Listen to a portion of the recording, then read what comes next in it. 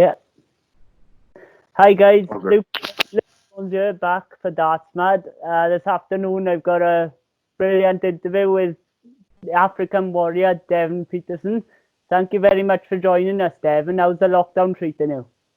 Hey, thanks for having me on the chat. And the lockdown's been great. It's allowed me an opportunity to practice a lot more than I did, and kind of practice without pressure, if you must call it that. Because obviously, preparing for weekends, and then during the week, you're obviously preparing for the weekends. But now we just had enough time to kind of take it in your stride and kind of work on every element of my game. So yeah, it's been really great, and obviously my merchandise and website's gone up, so we've got Brilliant. loads of stuff there, which has been flying off the shelf. So yeah, I'm happy, really happy.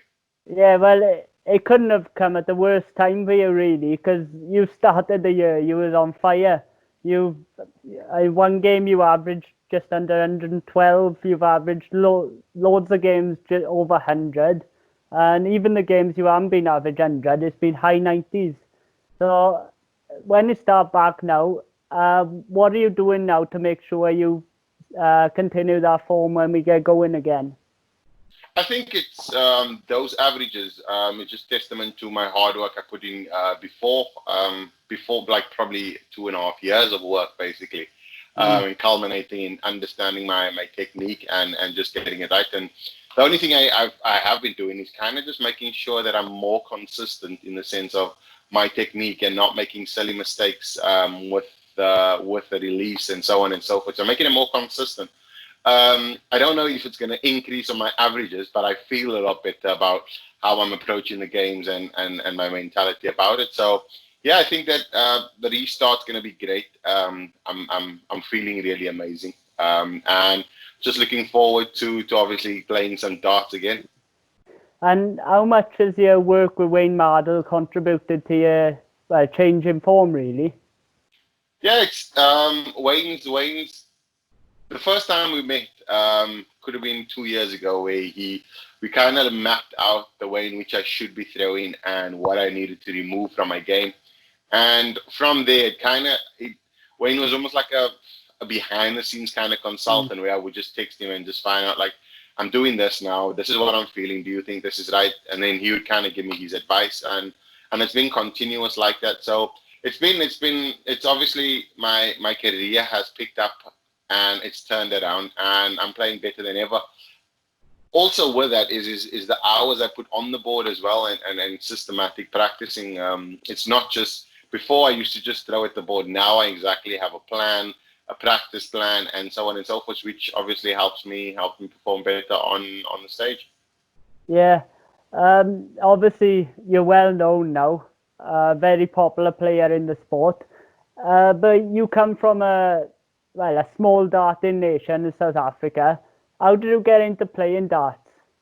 So the numbers in South Africa, obviously, we've got about just over 5,000 registered members with the mother body, which is with WDF, which is Dart South Africa, and then locally, I think there's like darts is it's quite accessible. So I mean, if there's a dartboard somewhere, everybody's going to be playing and getting there, and so on and so forth. So my dad started, or he played with his family, and they had a club, and yeah, it just kind of became a family thing, which I kind of took and just elevated to an extent. Yeah. We first saw you in the 2011 World Championships. Well, you won us over with your walk on straight away.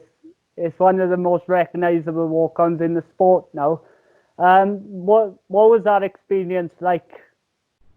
I think it was just I was messing around behind the scenes, and the producer, Sky producer, then asked me if I could do the dance that I did behind the scenes on the stage. And obviously, the character that I am, I thought it would be quite funny and probably long lasting, which it's turned out to be. I obviously when I came on stage, people never seen anything like it before.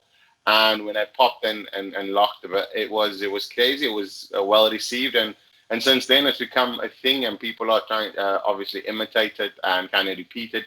Some people put their own spin on it, but yeah, it's something that I'm glad I'm unique for, and I'm glad that I was the first one to do it in a sense.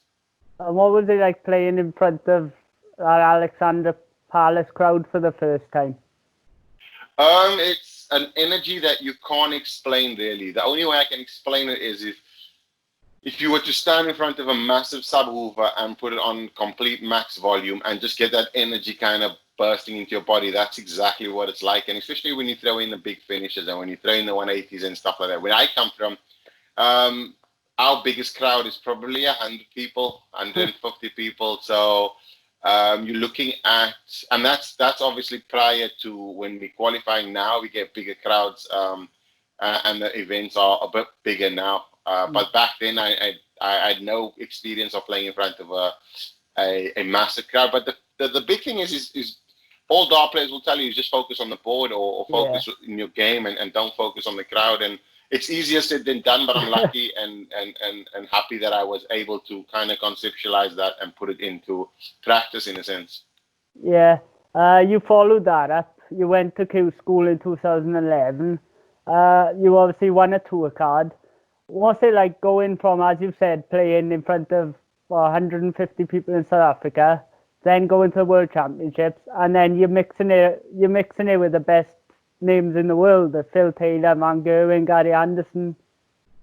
It's a daunting dream, though. I mean, me coming over here, I remember telling my parents back in 2010 at the start, I'm going to go to the UK, and I'm going to move there, and I'm going to play darts professionally. And they never believed it because ultimately it was always a pipeline dream. It was never a pipe dream. It was never something really concrete because obviously if you're coming over to the PDC, you have to have some cash behind you and so on and so forth. But it seemed as though my stars aligned, like as in I won the qualifier, I came over, I impressed some people. People were watching me at the Q School. I performed really well at the Q School. But if